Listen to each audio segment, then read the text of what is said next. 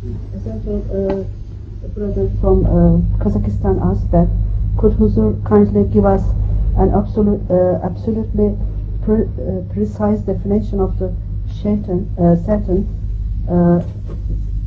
whether it is a life being or it is just human thoughts and all other details. On this issue I have spoken before at much greater length, so I should not like to go through all that I have already observed. In brief, I can say that Satan can be considered to be both a form which runs deep in human blood and a form which is an outsider thing. Both these understandings are possible. According to the traditions of Hazrat Rasulullah sallallahu alaihi wasallam, Satan runs in the bloodstream of every human. Asked, also in your bloodstream?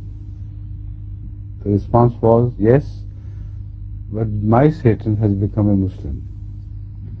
So that reveals that Satan is that ultimate will hidden within man, we refer to as ego, which constantly advises man to do evil things or eggs man on to doing evil things. If that ego is killed, that is the submission of that Satan. So in Ahzar sallallahu alaihi wasallam, that ego which ordinarily eggs humans on to doing evil things, that was completely destroyed by Ahzar sallallahu alaihi wasallam. And the ego which remained was only that of guiding him on to the path of Allah. You understand? So this is one authentic definition of Satan. The other definitions of Satan would refer to what passed on between Adam and God on the one hand and Satan and God on the other at some ancient time. That is, in my opinion, only a parable which means many things, but not a real, literal happening which is being described.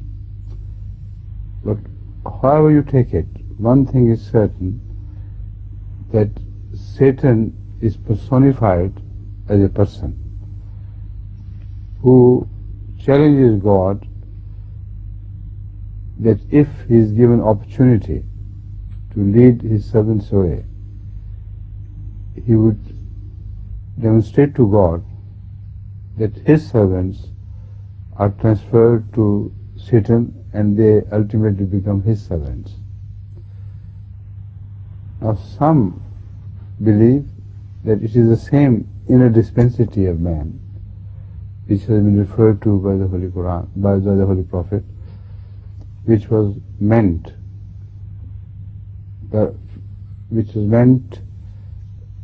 in this anecdote, which was not literal. Some believe that apparently, it seems, there is a third person involved, over and above human beings,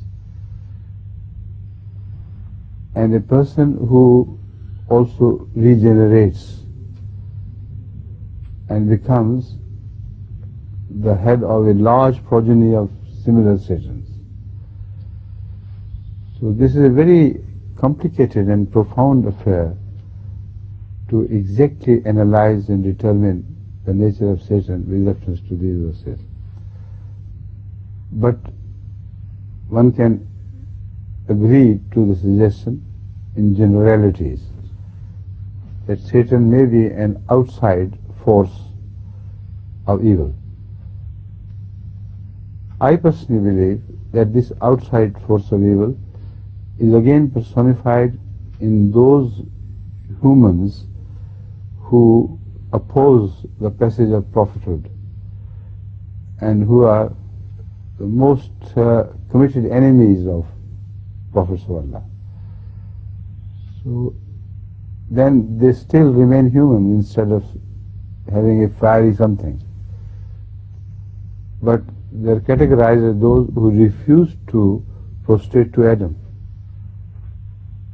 which means those human beings who were born at every instant when Allah appointed someone as His messenger and prophet. There were some who rejected him outright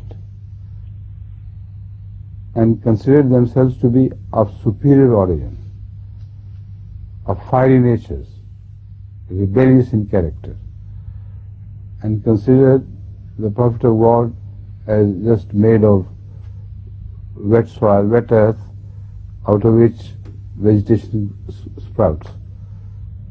So they said, we can destroy this thing, no problem for us. We are fiery.